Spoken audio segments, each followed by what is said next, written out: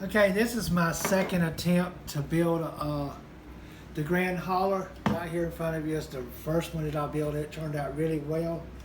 I plan on doing this one blue, similar to the blue that's on the box. Probably not necessarily the same blue, but a Tamiya blue. Uh, right now I got the frame built up. I didn't really feel like I needed to go through every little step. This is such basic stuff here. I did use I put two servos in here. I know a lot of people recommend that you use those servos with the metal gears. These are not metal gear servos. These are nylon gear servos. They tend to hold up really fine on aircraft, so I feel like they'll be fine for this. In fact, I used these on my first Grand Hauler, and they've done really well on that, so I don't see a problem with the plastic gears. So those in fact are two servos that I had retired from using on airplanes because I didn't trust them as much anymore because I had to rebuild them, and once they rebuilt, I only usually use them for throttle servos or for something like this, you know. So anyway, so I got both side rails, all the cross members in, and the servo unit in. If you notice these two screws, I didn't put these two screws in yet because part of the front end will use those two holes.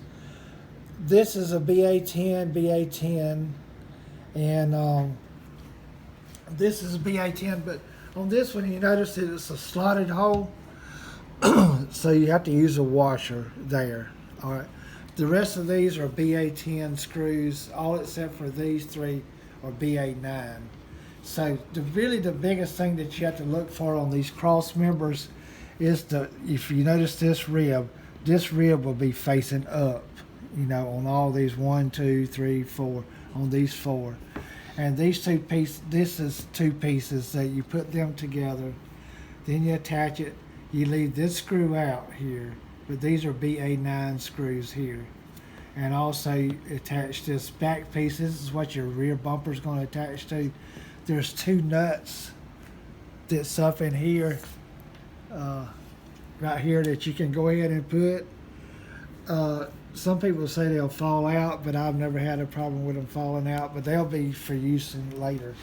And so the next step on this would be to, this is step A, by the way, and the next step would be to put all the pieces that it's going to attach the springs and stuff like that to, and then build up the control rods for the servos.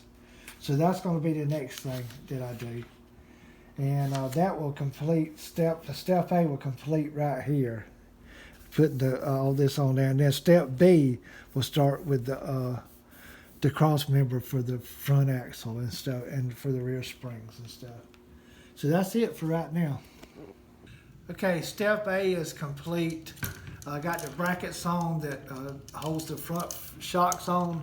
I got all 6 shocks built up, or actually dampers. These are dampers.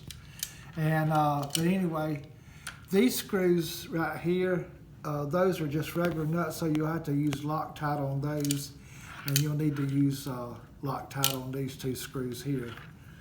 Also, I got the front mount attached for the springs, and these are screwed into plastic, so you don't have to use Loctite on them. And this screws in, I got these shackles on here, but they got a self-locking nut, so you don't have to use Loctite on them. Also, I got the tank mounts on the right side only, and you'll use Loctite on them as well. So that completes step A.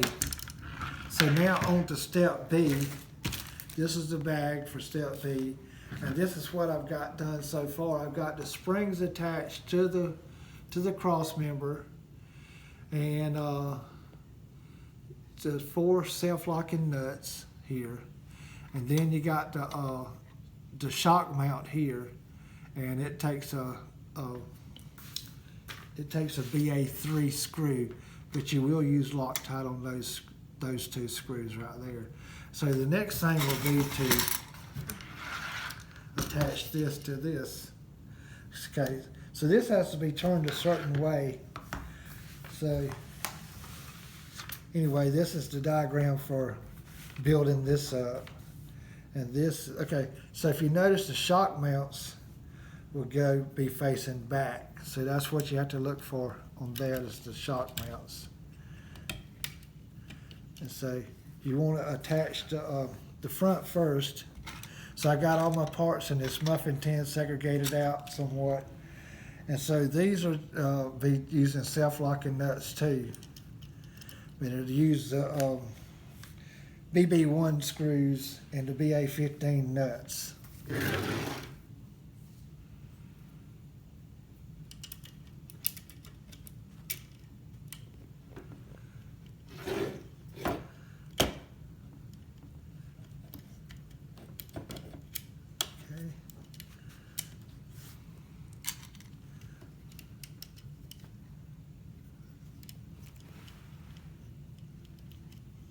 Get my screwdriver.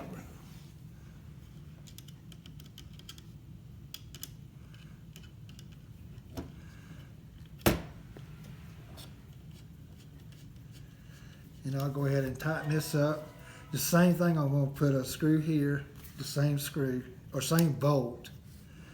And back here as well, the same bolts back here. And then the shocks will get attached here. They'll use a little bit. No, they're still the same size screw. So all 1, 2, 3, 4, 5, 6, all the screws or bolts for the springs and for the shocks are the same. So you don't have to use any Loctite on them because they're self-locking nuts. And so that's pretty much where I'm at now. I'm gonna go ahead and tighten these down, and we'll come back later. Okay, I got the first part of step B completed. That would be attaching the front end, the springs and stuff like that. So you use these screws. They tighten up against their self, so you should be able to, once they're tight, they should still be able to spin free. If they don't spin free, then something's not right, you know. And so same thing on all of them, the shocks, use the same screws. Also, one other thing that I didn't mention before, on the shackles, you got a spacer. You got a big spacer and a small spacer. The big spacer goes right here, and then the small spacer goes here. Also, there's a spacer that goes, a plastic spacer that goes behind the front spring mount right here. So that's where I'm at now. And the next thing would be to turn over and do the second part of step B, which would be the steering knuckles right here. That's what the wheels are going to attach to. And then the control rod, the drag link, I guess you call it the drag link, you know. So that's where I'm at now. So I'm going to go ahead and get that ready to go. Also, on your plastic pieces, all your sheets with the plastic pieces are numbered. There's A through G. And I think it may actually go a little higher than that. But anyway, if you notice, this is E. These pieces are going to come from E8 and E9. If you notice, there's a little bit of difference in E8 and E9. And also on E8, you're going to put two of the little ball joints. And on E9, you're only going to put one. And then on the chart here for the drag link, these are the exact length. So you screw the plastic pieces on, you screw them on to where it's the exact length it is here. And then you may want to actually screw it just a little bit further so you have a little toe in on your wheels. It'll tend to go straighter and go better if you have it just a little bit of toe in instead of toe out. Toe out make it kind of drive a little weird, but toe in actually make it drive straighter and better, you know. So that's what I'm fixing to do now. Build this up, build those up, and then onto this to put these the axles, the front axles in, and then that'll be the last of step B. You know, on to step C. The step C starts out with doing the springs and stuff for the rear end, and then on to building up the differentials. So this up to this point, this will be your most complex build part right here, is building up the differentials. But later on, the transmission will be a little bit more complicated than this. But right now, this part right here has to be perfect. You have to do it perfect. And it'd be better to use marine grade grease on this when you're building it up, so you create a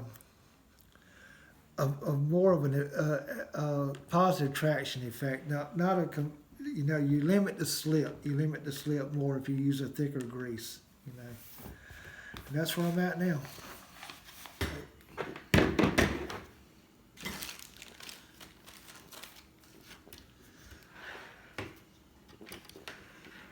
Okay, step B is complete now. I got the springs attached, the front steering drag link attached, the axles on.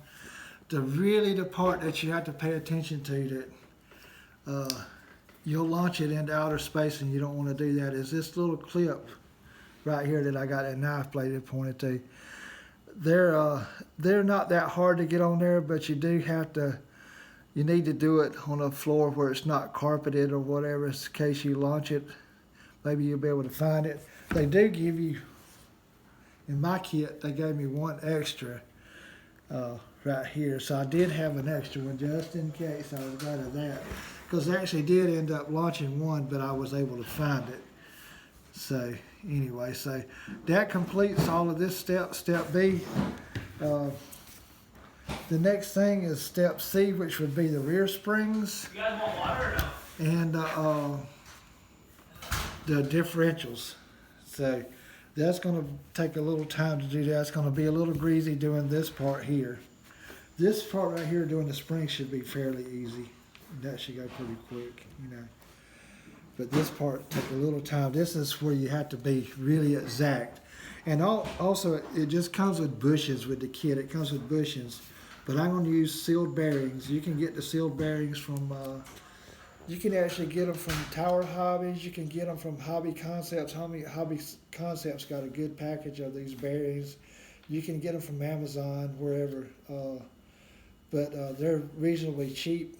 I think you can get a package of all that you'll need for like $10 or $12, or maybe less than 20. I forget now. It's less than 20, I think.